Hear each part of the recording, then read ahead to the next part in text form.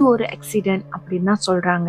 இதுலயே ஏத்துக்கவே முடியாத ஒரு விஷயம் என்ன தெரியுமா? சியா போலீஸ் கிட்ட சொன்னது, என் பர்த்டே அன்னைக்கு என் கூட இருக்கேன்னு ப்ராமிஸ் பண்ணிட்டு அவர் என்னை விட்டுட்டு போயிட்டாரு அப்படின்னு சொல்றாங்க. சியா எவ்வளோதான் நம்புற மாதிரி கதை சொல்லியிருந்தாலும் போலீஸால நம்ப முடியல. போலீஸ்க்கு சந்தேகம் வருது. ஸோ அவங்க என்ன பண்றாங்கன்னா, சிசிடிவி ஃபுட்டேஜை செக் பண்றாங்க. அண்ட் அந்த டைம்ல அங்க இருந்த டெம்பரேச்சர் வந்து 33 டிகிரி செல்சியஸ். ஆனா யார் இது வந்து ஹூடி போட்டுட்டு பிளாக் மாஸ்கோட போறான்னு பார்த்தா அதை கண்டுபிடிக்கிறாங்க, சேத்தன் தான் அதுன்னு. ஸோ சேத்தனை பிடிச்சி விசாரிக்கிறாங்க. சேத்தனை விசாரிக்கும் போது சேத்தன் கடைசியா உண்மைகளை சொல்றாரு.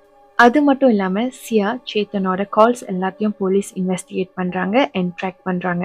ஸோ லாஸ்ட் 7 monthsல மட்டும் இவங்க 2 பேரும் 2004 கால்ஸ் பேசியிருக்காங்க.